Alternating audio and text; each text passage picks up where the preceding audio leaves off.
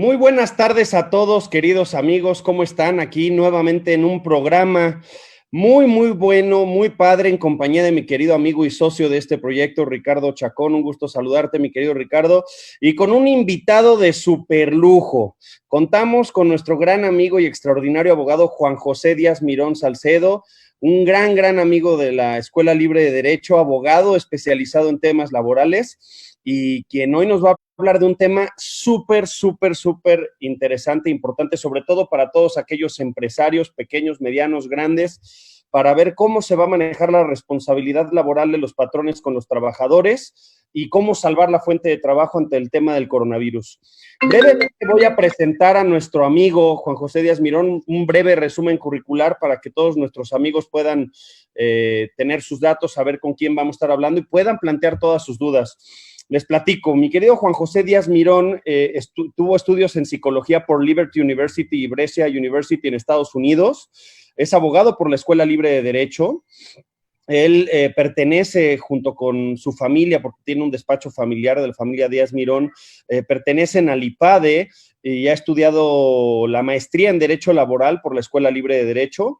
Es consultor de empresa especializado en capital humano, productividad y bienestar en el trabajo, y sin duda es uno de los litigantes más férreos y aguerridos en temas laborales y de los más experimentados jóvenes abogados en temas laborales, que ha mantenido y tratado de actualizar su trabajo con las necesidades que hoy por hoy nuestro país requiere. Mi querido Juan José, bienvenido a esta tu casa. Muchas gracias, mi querido amigo. Gracias por la introducción tan vasta. Para mí, sabes que basta el concepto amigo y con que soy abogado.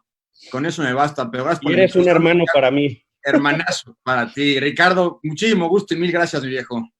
Hola, Juan José, gracias a ti, gracias por acompañarnos. Gracias, Emiliano. Me da mucho gusto estar en otro programa contigo y, no, como decías, gran invitado. Y vamos a platicar, pues, qué está pasando ahorita desde el punto de vista laboral. Estamos con un experto, entonces vamos a explotarlo y a sacar todas los mejores respuestas. Si tienen preguntas, por favor, en Twitter, Facebook, las plataformas que estamos, no duden en mandándolas para que aquí nuestro experto Juan José nos ayude a desahogarlas. Bueno, pues empezamos con el contexto, Juan José, Emiliano. Como sabemos, pues todo este tema del coronavirus empezó desde antes en manera internacional, pero ya en México, desde el punto de vista jurídico, tenemos dos elementos claves o dos documentos claves. El primero, pues, fue el acuerdo del 27 de marzo, ¿no?, publicado en el Diario Oficial por el Ejecutivo Federal, por el presidente, en el que declara ciertas acciones extraordinarias para combatir el coronavirus. Ese fue el primer, digamos, desde el punto de vista legal, fue el primer acto administrativo jurídico relevante. Vino después el acuerdo del 30 de marzo, emitido por el Consejo de Salubridad General, en el que ya se declara esta enfermedad como una emergencia sanitaria por fuerza mayor. Y yo creo que de ahí partimos, eso ya da base, porque los patrones, los empleados, los empresarios en general, pues no sabían por dónde, cómo, cuáles son las consecuencias, ya tengo que cerrar, ¿no? Este acuerdo del 30 de marzo, pues también señala una serie de acciones extraordinarias, la llaman, y unas actividades esenciales y no esenciales que deben de suspenderse, ¿no? Los que tienen actividades esenciales deben continuar operándolas y los que están en actividades no esenciales deben suspenderla hasta el momento. Pues es una invitación porque no es algo realmente obligatorio. Que esa obligatoriedad la podemos discutir también en otro programa, o en otro momento, pero yo me quiero enfocar ahorita con este primer acto, Juanjo. ¿Qué pasó desde el punto de vista laboral? ¿Cómo lo viste? ¿Cuál es tu interpretación? Cuéntanos. Mira, Ricardo, bien lo resumes en cuanto a los actos de autoridad que me marca que es inestable. ¿Aquí sí me escuchan? Sí, perfecto. Perfecto. Bien lo resumes y bien lo relatas en cuanto a los actos de autoridad. Ahora, ¿qué pasó en cuanto a derecho laboral prácticamente con los empresarios? Lo que pasó es que hay un cúmulo de incertidumbre que nadie se esperaba, ¿de acuerdo? Sí. Hay un tema fáctico que no es culpa de nadie, es un tema geopolítico y no hay quien culpar, ni hay por qué encontrar algún culpable. Nos aqueja a todos. Y tenemos, en segundo plano, una incertidumbre total derivado de actos de autoridad que han sido, por ponerlo elegantemente, muy vagos, ¿de acuerdo? Muy imprecisos. Ahora, aunque no seas un abogado, cuando la autoridad determina por medio de su actuación con vaguedad y dejando sin claridad cuál es la obligatoriedad o cuáles son los requisitos, etc., etc., nos deja como gobernados en un gran estado de incertidumbre, que es lo que impera desde el mes pasado en México. En base a ello, hay muchos especialistas, colegas míos, respetosísimos colegas míos y muy amigos que han manejado 3 distintos puntos de vista, no más, son 3. Hay quienes creen que desde que la OMS declaró la pandemia, se pudo haber entrado en un régimen legal en México de suspensión legal. Hay quienes no lo creen. Número 2, hay quienes creen que se entró en un régimen de suspensión legal también mediante el pago de un salario íntegro. Y hay quienes creen, como yo, que ninguno de las dos, ¿no? Yo creo, honestamente, que no solo la autoridad ha sido vaga, creo que hay un supuesto fáctico que es aunque la ley, digamos, aunque la autoridad hubiese determinado se paga íntegramente, la realidad es que muchas empresas no hubiesen podido, ni podrían. Entonces, estamos ante una eminente falta de claridad de la ley y de los actos de autoridad y ante una dolorosa realidad financiera del país. Pero ahora, ante esta declaratoria, como el lenguaje, yo creo que fueron muy cuidadosos en el lenguaje que utilizaron, diciendo emergencia sanitaria por fuerza mayor. Ese lenguaje parece que trató de desvincularlo de esta otra... contingencia. Exacto, de esta otra fracción que maneja el artículo 427 y no encuadrarlo como una contingencia por las consecuencias jurídicas y laborales que trae, encuadrarlo como fuerza mayor y encuadrarlo como contingencia. Tú en esas dos visiones, fracción 1, fracción séptima, el 427 de la Ley Federal del Trabajo, ¿cuál es tu opinión? ¿Qué debe haber sido? ¿Dónde debe haberse encuadrado? ¿Cómo la ves? Mira, esta ley que nos dimos en el 2012, que es el único cuerpo normativo que refiere a una contingencia sanitaria, Ricardo, el único, correcto, nos lo dimos en el 2012 derivado del HN1, ¿de acuerdo? Exacto. Y como tú sabes, la consecuencia legal que nos dimos fue una suspensión legal que implica la no obligación de pagar salario y la no obligación correlativa de prestar un servicio mediante una indemnización de 1 mes de salario mínimo. Eso, cuando legislamos, no nos dimos cuenta que si algún día entrásemos en ese supuesto, íbamos a quebrar al país, ¿de acuerdo? Sí.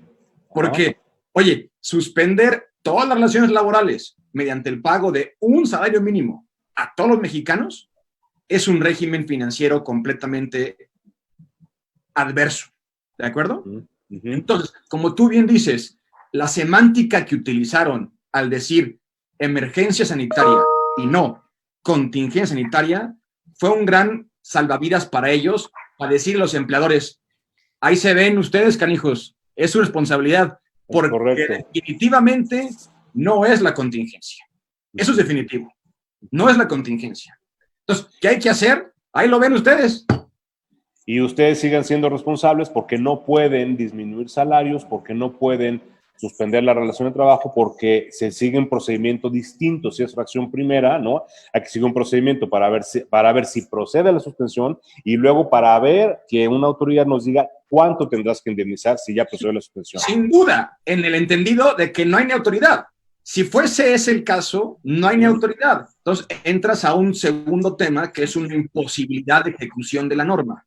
Correcto.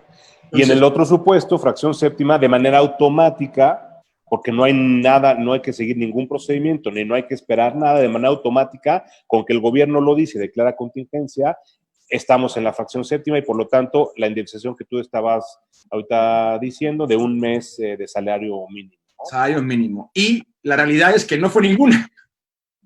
Y entonces la pregunta práctica, como también decía Emiliano en la introducción, yo como patrón, ¿qué hago? ¿Dónde estoy? Porque puedo, no, que es muy importante. hay una incertidumbre. A ver, estoy parado ahorita en mi negocio, me están pidiendo sueldos, no estoy recibiendo un ingreso, estoy escuchando a Juan José Díaz Mirón, explícame con peritas y manzanas, ¿qué hago, amigo? Tu responsabilidad, mi querido Emiliano, Ricardo y empresario, es una y es muy sencilla, ¿de acuerdo? Y es una responsabilidad y una obligación humana más que legal, ¿de acuerdo? Tú tienes que salvar a la empresa. En la medida en la que salvemos empresas, aspiramos como país a tener fuentes de trabajo en 2, 4, 5 o 6 meses. ¿De acuerdo? El empresario tiene una obligación humana que es, número 1, cuidar a sus empleados, cuidarse a sí mismo y a su familia de empleados y cuidar su negocio. Es una obligación que hace un mes y medio hubiera sido inverosímil que la pensáramos así. ¿De acuerdo? Entonces, tú como empresario, mi querido Emi, si tú fueras el empresario, te diría, a ver, mi querido compadre, hay que sentarnos, hacer una corrida financiera para ver cuánto tenemos, para qué nos aguanta y para qué nos alcanza, y en base a ahí tomamos decisiones. ¿De acuerdo? Claro. Dime, Ricardo. Sí, no estoy de acuerdo. No te quiero interrumpir, te hago una pregunta después, pero por favor continúa. O sea, en base a esta premisa, que es la obligación principal que tenemos los empresarios de México, porque no se confundan, ante la grave, como decía Ricardo, ante la grave falta de claridad administrativa y de la autoridad federal, la responsabilidad sí queda en nosotros. Y por tanto, el salvar la fuente productiva de México hoy depende de mí y de nosotros. Sí. Y dime, Ricardo. No, sí, tienes razón y eso me parece muy bien. Lo que pasa es que nosotros también hemos tenido varias preguntas, varias consultas ahora mismo. Está muy bien lo que dices y yo creo que nadie debería de estar en desacuerdo, pero nos enfrentamos con un problema práctico. Nos enfrentamos con que mi negocio, si soy una pyme o pequeña empresa, pues ya me están diciendo por un lado en el mismo decreto que mi actividad no es esencial, por lo tanto tengo que cerrarla. Luego vino otro aclaratorio el 6 de abril que aclara qué es no esencial y qué no. Y luego por ahí, entre ayer y hoy, está diciendo el mismo gobierno que quien siga trabajando siendo actividad no esencial está sujeto incluso a sanciones penales. Entonces, sí. Yo como empresario micro tengo mi restaurante, tengo mi changarro, tengo mi tlapalería o tengo mi puesto de jugos, ¿no? O tengo mi despacho, ¿no? En fin. El punto de venta de ropa, pero es un punto de venta minoritario, ¿no? Pero ya no puedo vender, no puedo abrir. Venta, claro. Entonces, nadie está en desacuerdo con lo que tú afirmas, mi querido Juanjo, pero en la realidad me voy a enfrentar a que pues tengo 0 ventas. Incluso estoy obligado a cerrar. Y si tengo una nómina de 10, 15, 5 empleados, otra vez, desde el punto de vista laboral, yo ya tendría, siguiendo la responsabilidad que tú indicas, que desde luego estoy de acuerdo, tengo que ver por el salvar la empresa.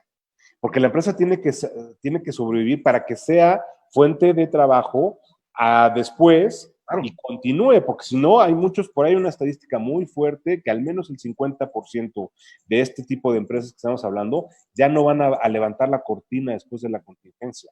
Claro. Entonces, ¿qué hago nuevamente? Yo te pregunto, estimado Juanjo, pues tengo que cortar gastos. Y uno de esos puede ser, tengo que salvar los empleos. ¿Qué hago con mis trabajadores?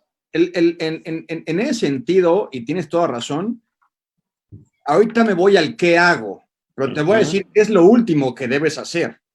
Muy bien. Ahorita lo último que debes hacer como pequeño, mediano, gran empresario es preocuparte por el tema penal y preocuparte por todo lo demás. Sin agraviar a mi querido penalista, que es un genio acá a mi derecha, ¿no? Que este güey es un mega genio. Ahorita vamos con él. Yo creo que el tema penal no es aplicable a lo que estamos viviendo hoy, ¿de acuerdo? Ahora, ahorita nos ponemos a picar en la cabeza a Emi. Sí, ahorita que nos salque de la duda. O sea, que ahora me remito a lo que sí debes hacer. De nuevo, te sientas, ves tus finanzas, pocas o muchas, y ves qué puedes hacer y hasta dónde puedes sobrevivir. Ahorita, si me dices, solamente puedo pagar al 50% de mi gente o a toda mi gente al 50%, prefiero que le paguemos a todos al 50%. Correcto. Todo va a depender de lo que tus posibilidades financieras te permitan. Porque, ojo, tú como empresario y yo quisiéramos salvar a todos y quisiéramos que todos ganáramos. Hace rato escuché algo que me gustó mucho, que es, hoy es tiempo no de ganar, sino de perder. Hoy todos estamos perdiendo. Nada más que hay que perder lo menos posible. Hay que intentar perder lo menos posible. El empresario está perdiendo. Cuando iniciamos el año e hicimos proyecciones, Ricardo y Emi, nunca pensamos que estaríamos un mes sin un solo ingreso. Sí, claro. Correcto. Ahora, estando en esta situación, tenemos que ceñirnos a un principio general del derecho, Ricky, ya te dije Ricky. Muy bien, y yo te digo Juanjo, pues muy bien. Mejor Ricky. Ricón. Si bien, como decíamos, la ley es inaplicable en este supuesto y en estos momentos, lo que no podemos dejar de lado son los principios generales de derecho. Y en la Ley Federal del Trabajo hay un artículo precioso, hermosísimo, pero que no se enarbola con las banderas de laboralismo y eso, es el artículo 31, que dice que las relaciones de trabajo y los contratos obligan a lo expresamente pactado. Correcto. ¿De acuerdo? Y ahí lo que debemos hacer con nuestros empleados, hablar con ellos, tener comunicación, abrir esos canales de comunicación eficientes para decirles, caballeros, vamos a estar cerrados un mes, ¿puedo pagar? Si puedo pagar el 100, paguen el 100, sin duda. Si pueden pagar 50, pues 50. Si puedo pagar un mínimo o dos, paguemos un mínimo o dos. Pero paguemos lo más que podamos, siendo responsables con nuestras finanzas. ¿De acuerdo? Ese es lo que tenemos que hacer, Ricardo. Ese es mi consejo. Sí, yo estoy de acuerdo. ¿Y cómo se hace esto? Mediante un pacto escrito, que es un convenio fundado y fundamentado en el artículo 31 de la Ley Federal del Trabajo, que te permite, por la circunstancia de emergencia, como si fuera un estado de emergencia en derecho penal, pactar y entrar en un régimen temporal y de excepción de la relación laboral. A ver, por ahí, porque no sé si vas a decir algo, pero si no... Iba a decir que están haciéndole una pregunta. Un saludo a todos los que se han incorporado, varios en Facebook, algunos en Twitter. Un gusto saludar a todos. Y veo que muchos son empresarios que yo conozco que tenían justamente dudas y que a ver si las van planteando. Daniela Costa, un gusto saludarte. Nos está haciendo una pregunta para Juanjo. Dice, saludos amigos. ¿Y qué hacemos con el sector de las trabajadoras domésticas? No tienen un contrato de trabajo y varios estamos teniendo ese tema como un tema de qué se hace también. No supongo que seguirá la misma suerte, pero Juanjo, ¿qué opinas para las trabajadoras domésticas? Seguirá la misma suerte, Emi. Lo principal es cuidar la salud de ellas y ellos y también de las familias que ellas o ellos cuidan, ¿no? Porque eso es esencial. Las trabajadoras domésticas también deben, y los trabajadores domésticos en general, son trabajadores para todos los efectos y con todas las obligaciones y prerrogativas de la ley, pero trabajan dentro de nuestras casas. Caso por caso se debe de ver, se debe de platicar también y se debe de acordar con ellas lo mejor para ella, sus familias, o él, su familia, y nosotros y nuestras familias. ¿De acuerdo? Yo conozco, en mi caso personal, se los digo. Perdón, dice Juanjo Daniela que es lideresa sindical, entonces que es muy importante justo eso, porque dice que ayer precisamente un video de conferencia con Camín esponja esta preocupación. Entonces, por eso...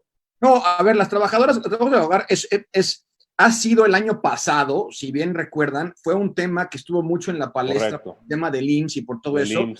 Porque, a ver, yo soy un fiel creyente de que las trabajadoras del hogar son de las trabajadoras más importantes del mundo. Yo tengo 3 hijos y ellas viven y conviven conmigo. Ellas hoy gozan de la misma prerrogativa que gozamos todo y deben de gozar de la misma protección. Yo creo que ellas también, o ellos, como sanos y sabios interlocutores de su seguridad y de su derecho, también tienen la prerrogativa de decidir qué quieren. Si se quieren ir a sus casas con sus familias, entonces se debe de acordar con ellas un régimen temporal también mientras están ausentes. Yo no digo que se vayan sin nada, al revés. digo que tienen que pactar con sus patrones para que se vayan con algo. Hay otras que han decidido quedarse en casa donde están trabajando y ahí tomar su descanso y tomar sus tiempos y trabajar, seguir laborando. Inclusive hay otro tercer caso donde han dicho, permítame traer a mi familia a la casa y cuarentenar acá. En fin, yo creo que todo lo que humanamente se platique y se pacte con las trabajadoras del hogar es viable. De nuevo, hay que cuidar su salud, la salud de las familias y su estabilidad laboral.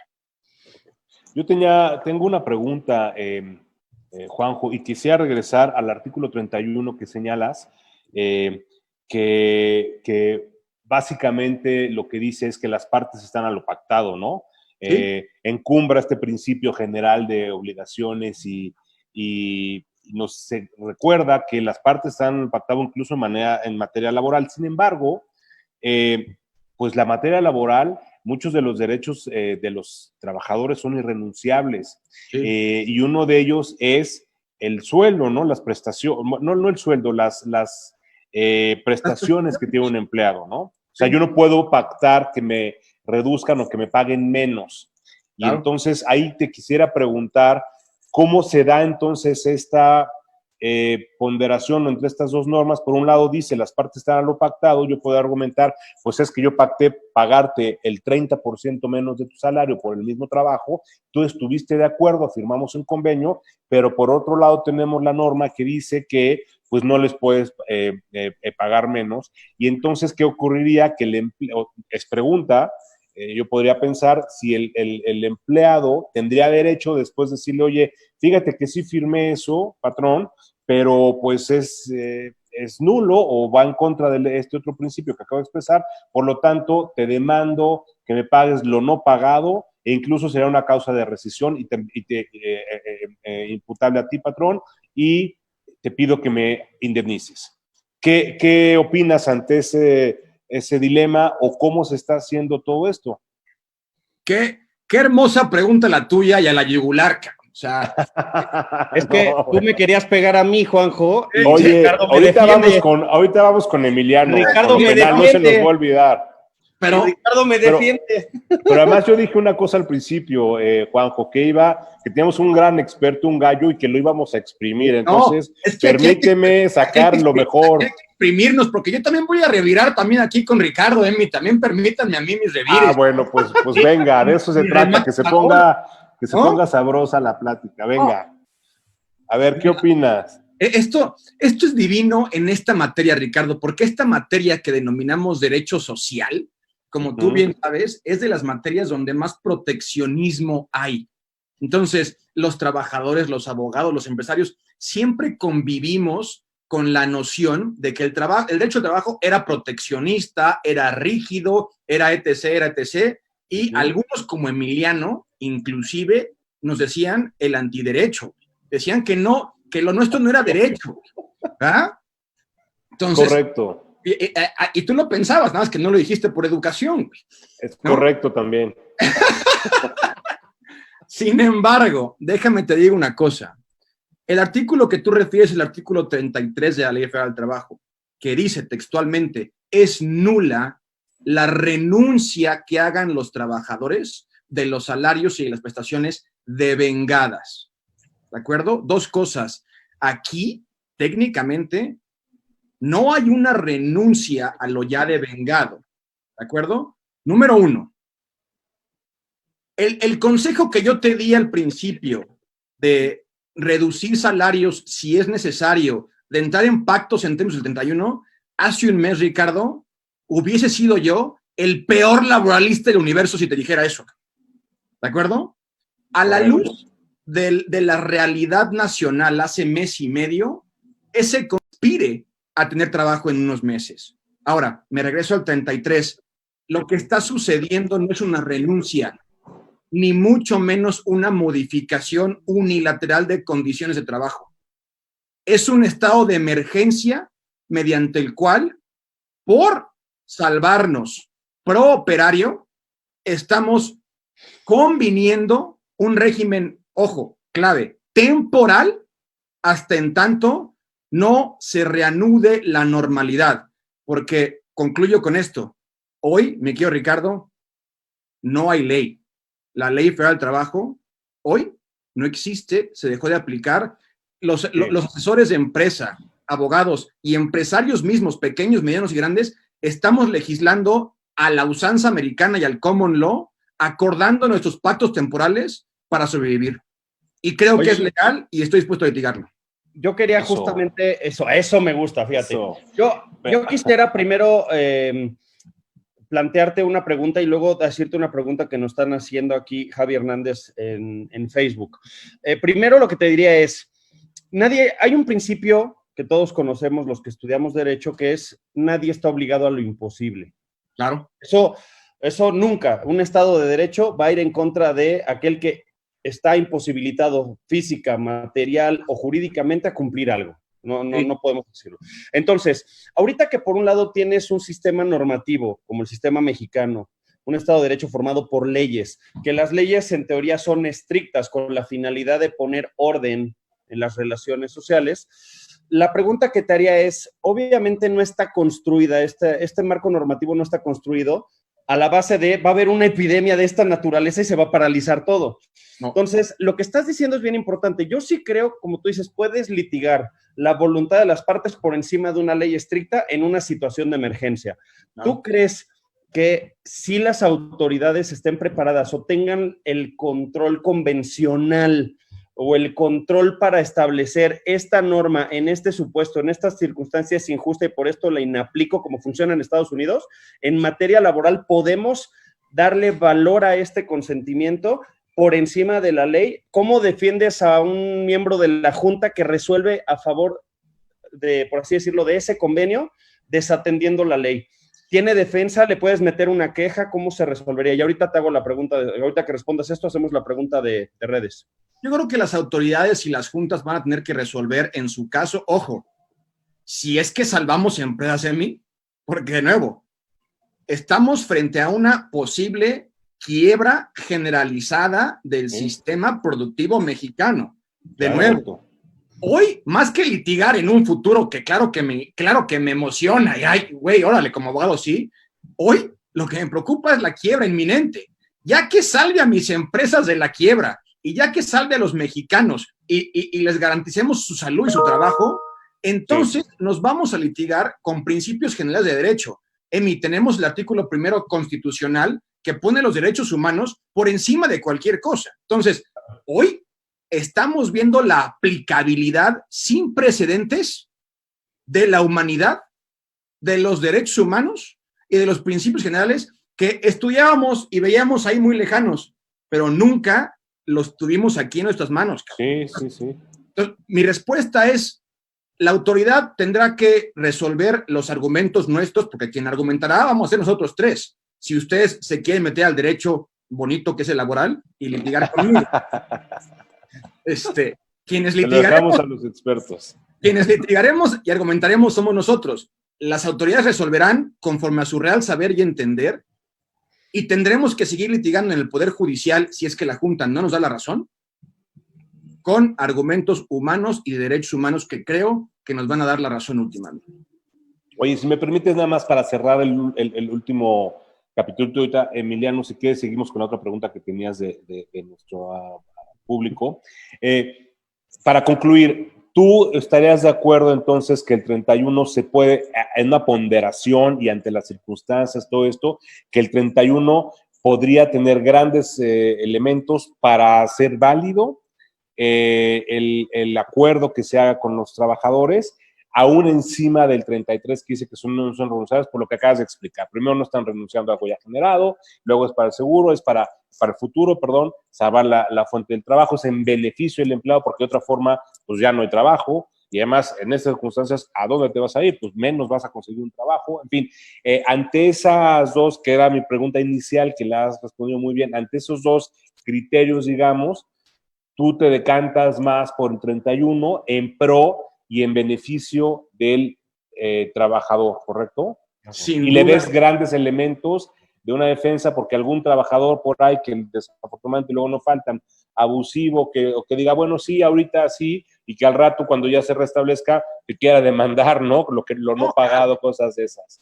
Entonces, claro, tú verías por ahí, y la forma seria para nuestros amigos, porque además es una pregunta que estoy viendo, la forma sería un convenio escrito, ¿no? En estos momentos yo creo que electrónicamente es válido por las circunstancias y por todo el tema del comercio, de la voluntad expresada por medios electrónicos, un convenio firmado en que las partes se acuerdan una reducción mientras dura la contingencia. Con eso tú estarías tranquilo. Mi respuesta es tajantemente sí, y además la soporto mediante un video que salió, ¿se acuerdan? No me acuerdo qué día, de la Secretaria del Trabajo con el subsecretario Gatell, sí, pidiendo a las empresas que pagaran el 100% del salario, ¿te acuerdas? Correcto, sí. Pero si no podían, que por favor convinieran. Sí. Sí, o sea, sí. Estaban en el pasillo en Palacio Nacional, que exacto, se ve que ese video, desde luego. O sea, mi opinión, y ahí está mi opinión jurídica posteada desde el 30 del mes pasado, fue en el sentido de acordar. Esto fue posterior, pero sí, mi respuesta a ti es sí lo apoyo, sí lo reitero, sí lo veo así lo considero, y creo que es la única salvación que tenemos, mi querido Ricardo, la única. Además, lo que estás hablando es fundamental, o sea, hay un principio aquí que no debemos de perder de vista, que es el mejor beneficio o privilegiar el empleo y lo que mejor beneficia al trabajador, porque de otra forma, pues cerramos la fuente y nos morimos todos. Yo te voy a decir una cosa que de nuevo, qué bueno que estamos hoy de moda los laboralistas, que ya nos tocaba, porque los corporativistas... Pero no va a durar mucho, así es que aprovechenla. Por eso ya me pongo mi saquito y todo, Ricardo, pero ya tenías como 10 años de no usarlo. Aprovechen ahorita su cúspide de fama. Te voy a decir una cosa. Cuando México salga, porque habremos de salir sin lugar a dudas, los mayores responsables de esta salida van a ser los pequeños, medianos y grandes empresarios mexicanos. Porque si no, desde luego, la peor crisis que nuestro país enfrenta es la crisis social. O sea, la crisis de salud agravada por la crisis financiera, agravada por una crisis social eminente que puede desatar en este país cosas que no nos queremos ahorita imaginar. Entonces, te repito, hoy, a la luz de mis argumentos jurídicos, entre comillas, que ya les di, creo que habremos de salir mediante la salvación del 31, pero los responsables van a ser los empresarios. Sí, desde luego. Yo también comparto esa opinión. Yo tenía otra pregunta aquí que tengo del público, pero vas tú, Emi, por favor. Perfecto, yo quería decir una y también yo también tengo dos preguntas, pero los míos son sutiles, amigo, sutiles, no voy tan agresivo. Javi Hernández nos dice, ¿no creen que el hecho que no se considere al litigio o a la abogacía como actividad no esencial es incorrecto? Hay más incertidumbre jurídica que nunca. Javi, tu comentario es puntual, es un home run con casa llena en la 9ª entrada, güey. Tienes toda la razón, pero aquí tienes 3 abogados que no hemos parado de trabajar, que no pararemos de trabajar, porque igual nos une a nuestros clientes y a nuestras empresas un bien superior, que es la obligación humana que tenemos de ayudar. Y reitero y repito, los actos de autoridad, Javi, han sido muy vagos y muy malos. Ya no quiero decir nada más al respecto de eso porque no quiero criticar, pero... No, suéltate, hermano, suéltate, tú desahógate. Este espacio es tuyo. Hoy vengo tan elegante y tan puntual que no, güey, no. Pero puedes Javi... notazos, puedes... No, pero sí, tienes toda la razón, yo coincido. Sí. Y sin meternos en temas políticos o eso, que lo podríamos hacer, pero vamos a hablar un poco más técnico. Las preguntas tienes razón, o sea, veo tan ambiguo que es lo que hay que hacer. Y además, tú, Emi, ibas a hacer otra pregunta, ¿no? Antes de que yo haga otra y que Juan José... La mía igual va a ser muy concreta y sería de los 2 puntos, porque aquí nos están viendo no solo también pequeños, medianos y grandes empresarios, sino nos pueden ver trabajadores. Oye, ¿qué pasa con el trabajador? ¿Qué pasa con... Y en los 2 puntos, ponte en los zapatos del patrón y del trabajador. ¿Qué pasa en aquel supuesto en el que el trabajador dice, pues yo si no me pagas todo, yo me voy y te demando? ¿Qué puede hacer el patrón ante una situación de, oye, yo te quiero pagar, pero mi correa financiera me permite salvarte así o así? Como lo hicimos con algunos amigos, Juanjo, que me hablaban y yo te canalizaba con ellos para que de alguna forma los coacharas de cómo salvar la fuente de trabajo, que es más importante. Pero hay casos donde dicen, no, a mí me pagas todo porque yo con menos no vivo. Sí, a mí no me importa, usted tiene mucho dinero. ¿Qué puede hacer el trabajador en aquellos casos en donde le dicen te dejo de pagar? O sea, ya no es te pago menos, es te dejo de pagar. Me preguntaron una cosa ayer y a ver si lo llega a conectarse, que es bien importante. A mí me siguen pagando poquito mi sueldo, pero me quitaron mi seguro, porque mi seguro le beneficiaba a mi esposa y a mis hijos. ¿Pueden quitarme el seguro? Y cosas así. Ese tipo de situaciones de te quito de tajo sin negociarlo, ¿qué trae aparejado, Juanjo? Mira, qué bueno que nos sacas del contexto empresarial para irnos al contexto de trabajadores. Número uno, yo espero que muchos estén escuchando esto y espero que muchos sean trabajadores, y mi súplica a los trabajadores de México es sean solidarios y sean abiertos.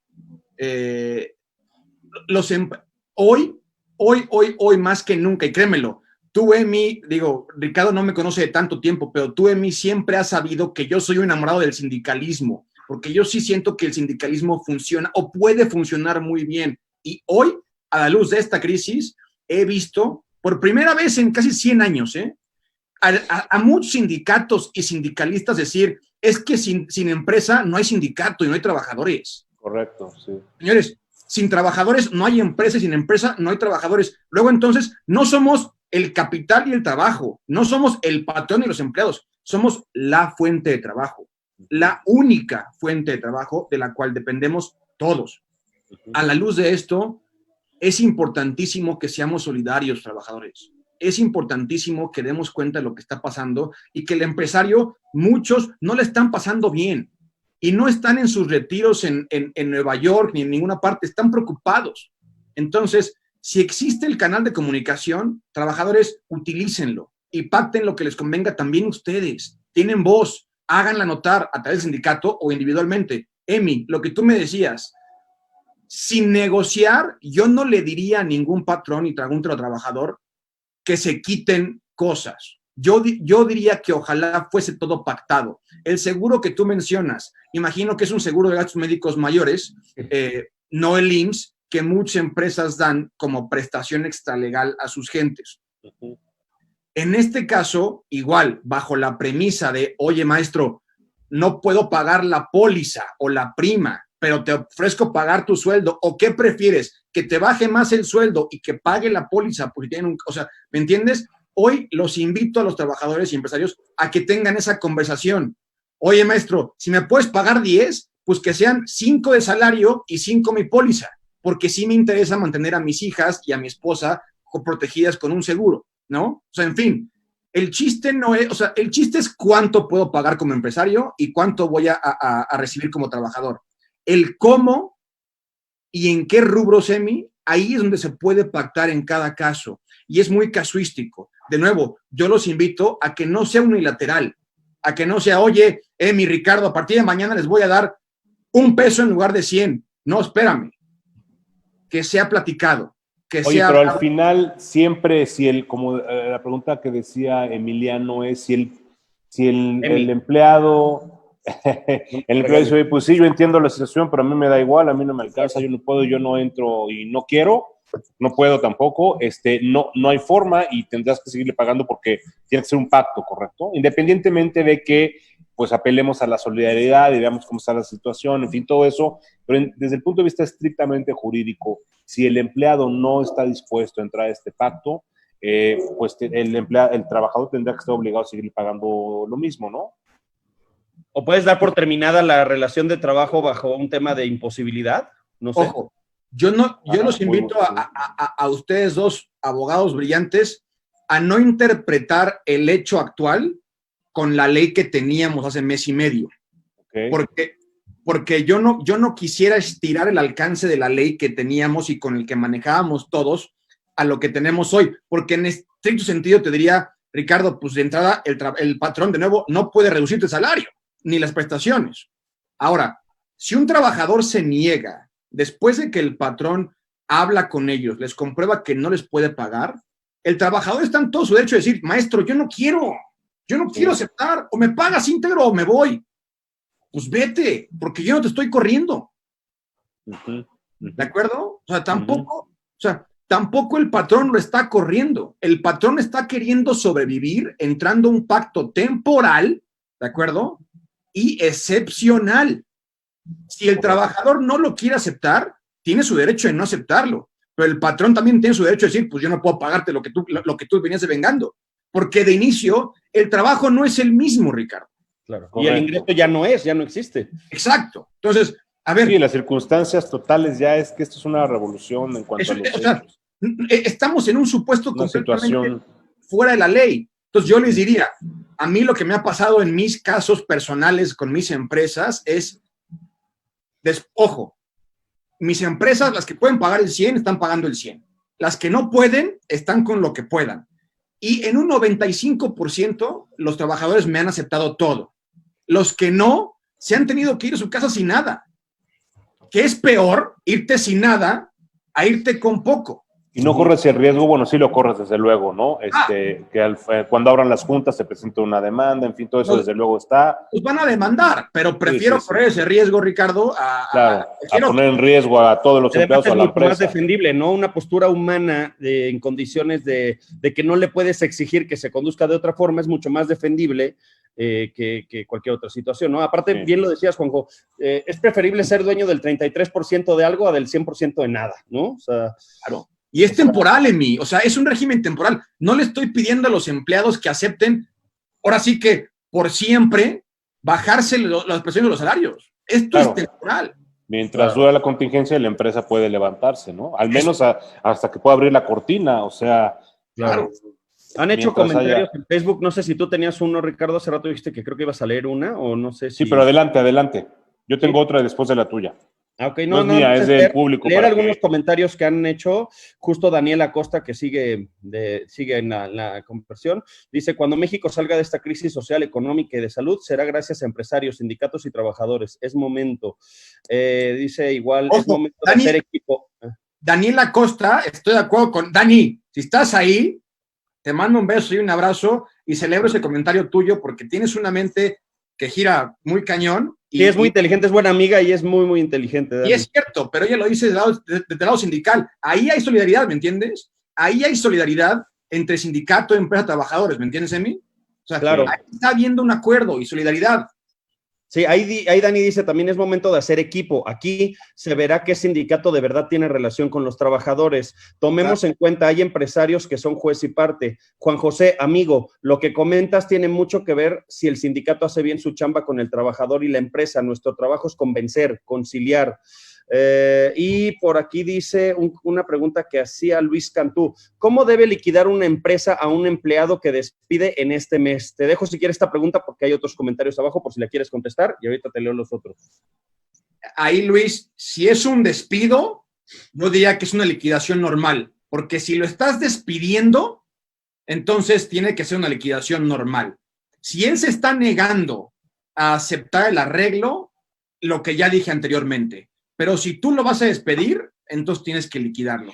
Y nada más para completar la pregunta, lo que dijiste anteriormente es decirle, pues no se puede, no te puedo pagar y... No estoy corriendo. No te estoy corriendo. Sí, no estoy corriendo. En el segundo... Pero entonces, ¿qué haces en la práctica? Pues se va a su no casa. Estoy corriendo, pero ¿le dejas de pagar la quincena? Claro. Sí, claro. Se va y le dejas de pagar. Me ha pasado 2 veces ya que alguien se levanta, se va y regresa a los 2 días y me dice, no, perdón, sí quiero aceptar. Pues claro, es que la situación realmente es muy, muy complicada. Luego yo creo, y esto es un comentario personal, que no dimensionamos todavía, no hemos visto todavía ni a dónde va a llegar, ni los efectos, ni los tamaños de esta crisis. O sea, como que no nos lo podemos imaginar todavía. Yo a veces sigo pensando que estamos en un sueño y que ya mañana me voy a trabajar y me voy a ir a comer con alguien y mis amigos, y no es así, y eso tiene unos efectos muy, muy fuertes. Pero para no entrar en el romanticismo, mejor me voy a regresar a una pregunta que tenemos aquí. Dice, si un patrón corre a un trabajador injustificadamente sin indemnizar, ¿qué se puede hacer para evitar que simulen faltas injustificadas para justificar un despido justificado? Digo, parece trabalengua, pero... Sí. No, la respuesta es nada. ¿Qué se puede hacer? Nada. Si hay un despido injustificado y tú eres un trabajador, tienes todo tu derecho de ir a demandar cuando las juntas abran. Ahora, ojo, en cuanto las juntas abran, va a haber un realce y un repunte de juicios impresionante. Sí, ojo, sí. estábamos también en una transición de justicia laboral, de juntas hacia tribunales, en donde, Claro. en donde el énfasis y nuestra intención era reducir juicios. Por esto, Correcto. que nadie esperó, ahora se nos van a disparar los juicios. Sí, Claro. sí. De nuevo, mi llamado a los trabajadores y empresarios es: no juzguen la realidad a la luz de una ley que es inaplicable ahorita. No piensen en sus derechos, no. Piensen en salvar a sus familias, en guardarse, en estar saludables y en regresar a trabajar lo más pronto posible. Piensen en eso. Yo creo que, y los invito a dejar de pensar en el despido injustificado, en los malditos patrones y en los huevones trabajadores, perdónenme las expresiones, pero No, sí, pero así se piensa luego. no comparto esos dos calificativos. O en el patrón rico explotador, ¿no? Que no... Exacto. No, exacto. Y tenemos hoy más que nunca, Ricardo y Emi, estos ejemplos de solidaridad, de una fuente de trabajo. Ahí está Daniela, del sindicato, diciendo, hay que acordar, hay que ser solidarios. Y eso es, como decíamos, también, ojo, para efecto de la legitimidad de los sindicatos, aquí sí se demuestra, como decía Dani y Emi, qué sindicato trae a la gente y quién no.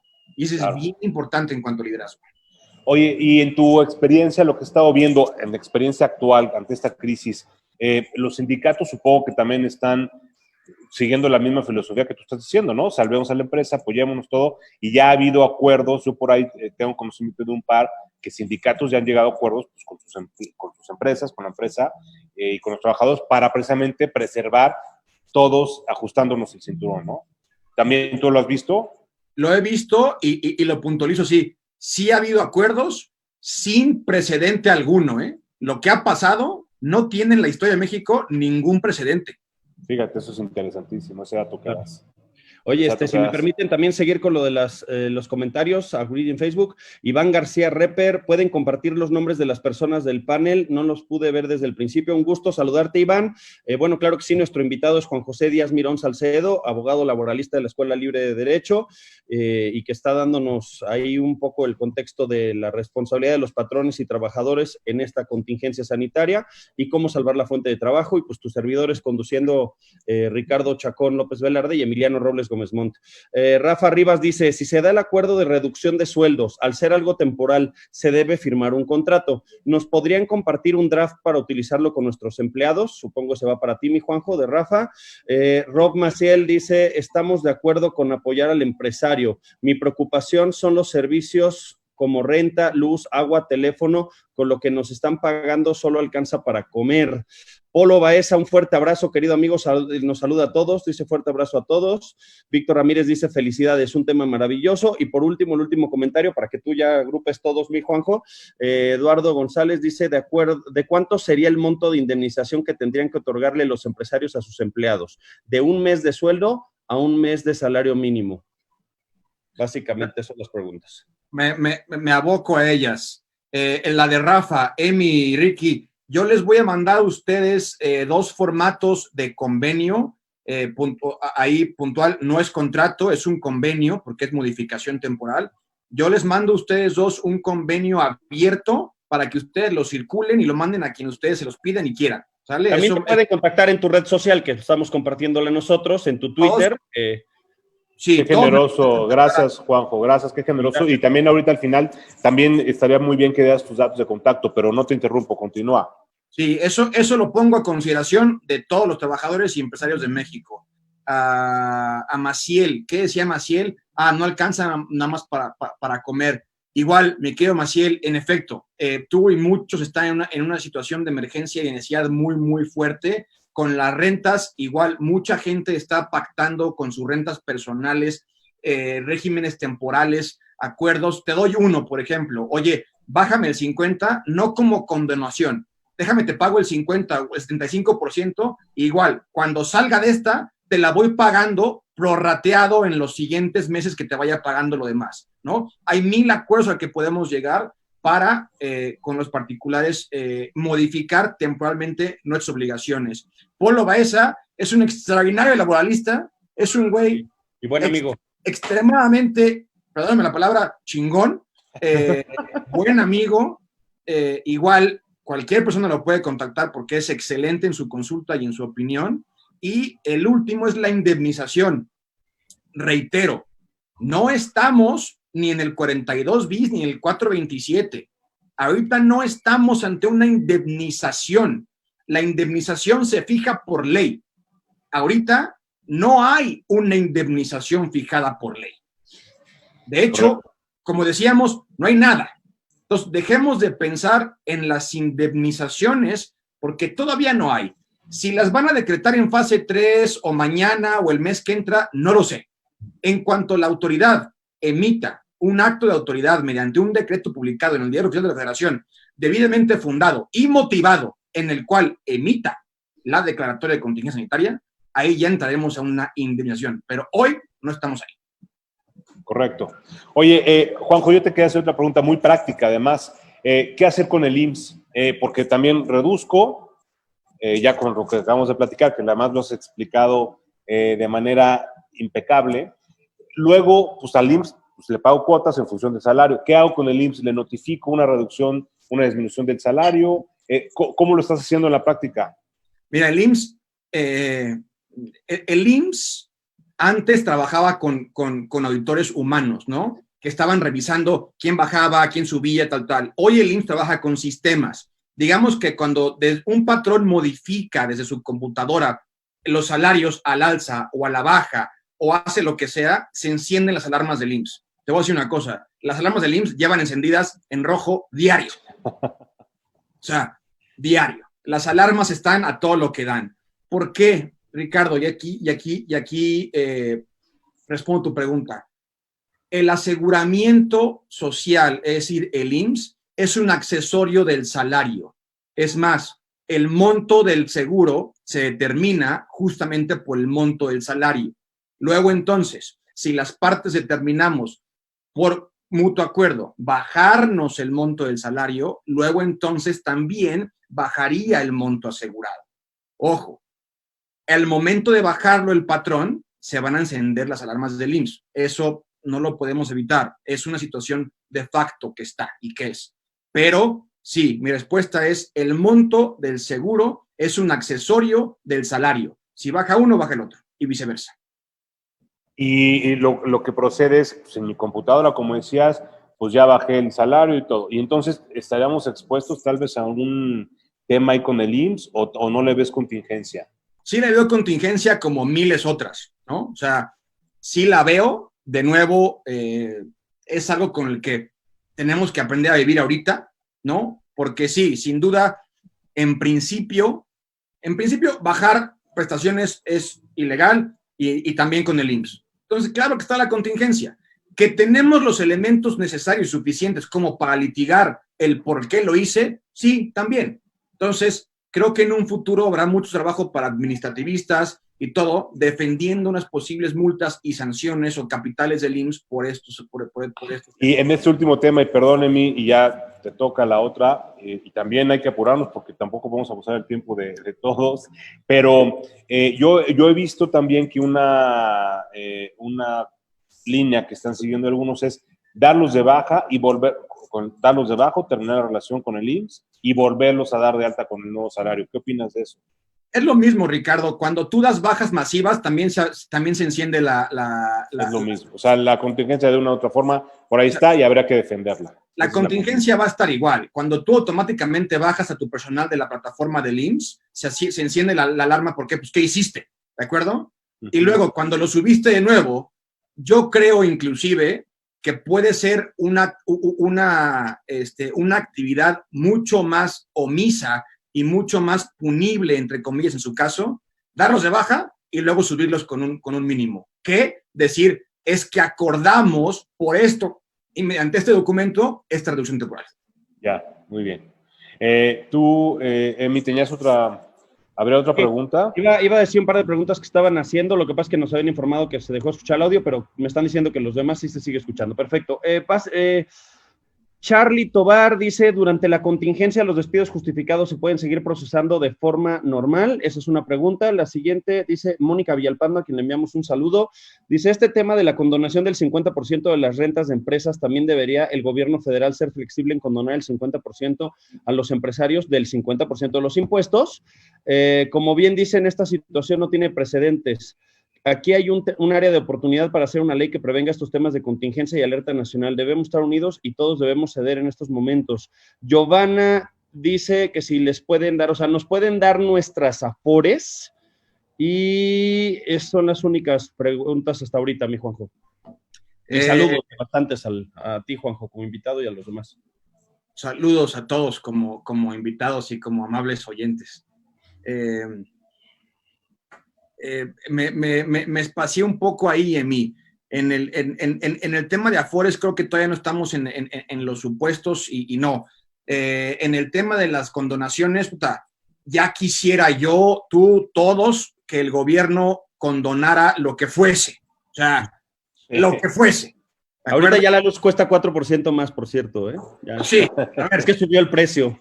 No, o sea, lo que nos digan, o sea, lo que nos dieran sería maravilloso, pero de nuevo, no vamos a hacer politiquería ni nada. Ojalá venga algo por beneficio de México, porque de nuevo, si no pasa, no pierde el erario federal, perdemos todos. O sea, sí, claro. Todos van a perder. Entonces, sí, Charlie te decía lo de los despidos justificados, que si durante la contingencia pueden seguir procesándose de forma normal. La junta está cerrada, Charlie. Entonces, si tú quieres despedir a alguien justificadamente en términos del 47, pues hazte, no sé por qué lo podrías despedir, pero hazte un buen aviso y redáctatelo muy, muy bien. Enfócate bien en la causa que vas a hacer valer y en su caso defender, y dale su aviso al trabajador. La respuesta es, ¿lo puedes despedir? Claro que lo puedes despedir. Haz un buen aviso y avísale tú. Muy bien. Oye, Juan José, no sé si quisieras darnos tu email, tu teléfono, tu número de contacto, pues porque han surgido muchísimas dudas y no podemos desahogarlas aquí todas. Sí, danos tus datos, porque incluso, perdón que te interrumpa, Ricardo, y creo que sería bueno que con estas cerraras, porque nos está haciendo una buena pregunta Iván García Reper. Dice, ¿qué tenemos que hacer para justificar un convenio de reducción? Es decir, en caso de demanda, ¿qué pruebas tendríamos que presentar para soportar que era indispensable llegar a este convenio? Y todas las preguntas que ya sigan haciendo, pues que te las puedan presentar a ti o nosotros te las canalizamos, Juanjo, claro, directamente en la transmisión. Oh, sin duda. En respuesta rápida, Iván, la respuesta es el convenio y la situación fáctica financiera de la empresa, que también en su caso tendrás que probar en un litigio. O sea, tendrás que decir, yo me encontraba en esta situación económica y por ende la única opción que tenía era convenir. Luego entonces lo hice mediante este escrito firmado por las partes. Ese va a ser tu defensa en el litigio. Número 2, les doy mi high five, mi Facebook, mi todo. Mi ICQ. Mi ICQ.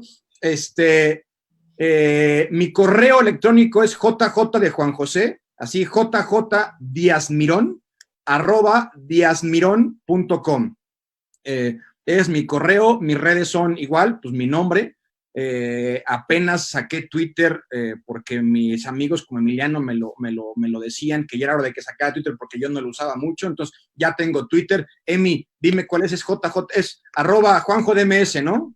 Exacto, sí. Mira, ahí lo están poniendo en la pantalla. Si nos ayuda mi querido Jaime, a quien agradecemos como siempre la producción, vamos a poner el Twitter de Juanjo para que ahí lo vean, la cuenta, y lo puedan seguir directamente. Sí. Ahí no sé si ya se está poniendo, ya tenemos ahí la cuenta de Twitter de Juanjo. Mi correo lo reviso cada 5 minutos y estoy trabajando desde ahí mucho, entonces igual a ti, Emi, Ricky, les agradezco la invitación. Ojalá hayamos aclarado dudas. Me encanta platicar con ustedes y que se vayan a la yugular como el buen Ricky, porque se presta a una discusión bonita, amena. De nuevo, lo que yo emita aquí son mis opiniones, y mis opiniones son completamente dignas de ser reprochadas y son dignas de que alguien cuestione, pero pues es lo que he estudiado y es lo que estimo lo correcto, pero de todas maneras les agradezco y gracias por la muy amena plática. Sí, no, Juanjo, además unas puedes meterte en la opiniones. página de la transmisión en Facebook porque siguen poniendo preguntas y a ver si puedes ir resolviendo algunas de ellas con independencia de que te contacten en tus cuentas personales. Sí, claro, cuenta con él. Además decía unas opiniones muy, muy, muy interesantes, buenísima, la plática se puso muy bien. Muy padre. Yo te lo advertí desde el principio, mi querido Juanjo, yo te dije, tenemos un gallazo y hay que explotarlo, porque ni modo que hagamos preguntas así facilitas, porque esos son de primer nivel y tú ya estás acá en el top.